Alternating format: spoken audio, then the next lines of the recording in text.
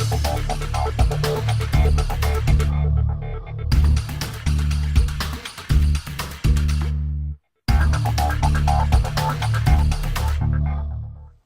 guys, and welcome to the second episode of the 1080p guide.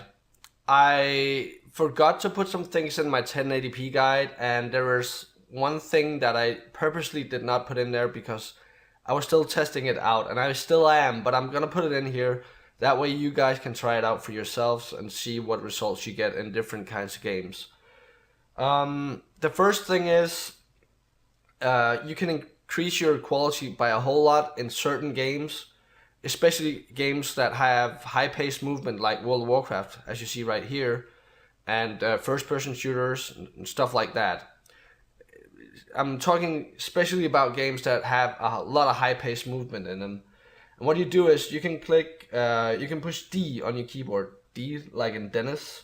So push that twice, and then you just highlight all your video tracks or video files, even text files, not the audio though, but highlight all of those, release, and then you just push D twice on your keyboard again, like so, and then you just right click on any of the highlighted tracks or video files, go to switches and disable resample.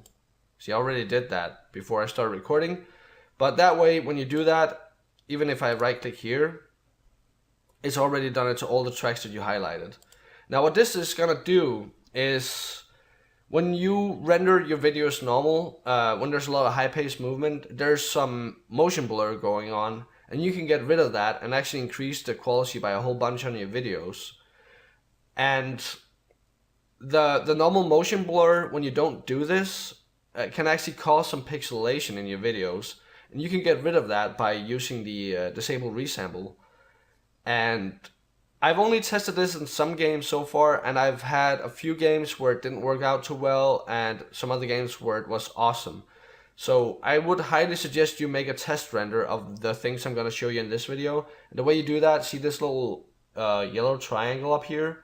You can pull that to make a loop region. And you don't want it to, like, when you're making a test render, don't make it too long, like 20 seconds or so, like I'm doing right now. See, 20 seconds it says down here.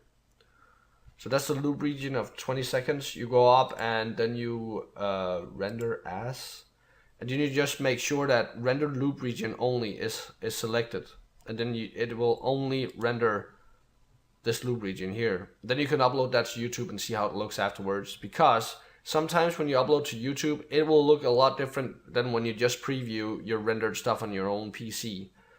Now there's another thing that I didn't mention.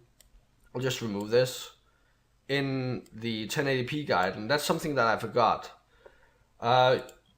If you go to video effects, because when you record with Fraps, there's some gamma loss, and you can correct that by going to color corrector. Now this, I wouldn't suggest if you're recording World of Warcraft stuff. I would not suggest you do this, especially with the way that I render my stuff, and I showed you how to render in the first episode of the 1080p guide. But this one right here, Studio RGB to Computer RGB, you can take that and drag that onto the channel itself. You can also choose to pull it into each and every track you have, but I would suggest just pulling it into the actual track over here. That way the entire track here gets that effect. So do that and look at what happens on the screen here when I do that, when I release. So as you saw, it got a lot more dark, but it also got a lot more coloring to it, which is really good. But in some games, that's not enough, because it will get way too dark. So you need to increase the gamma as well.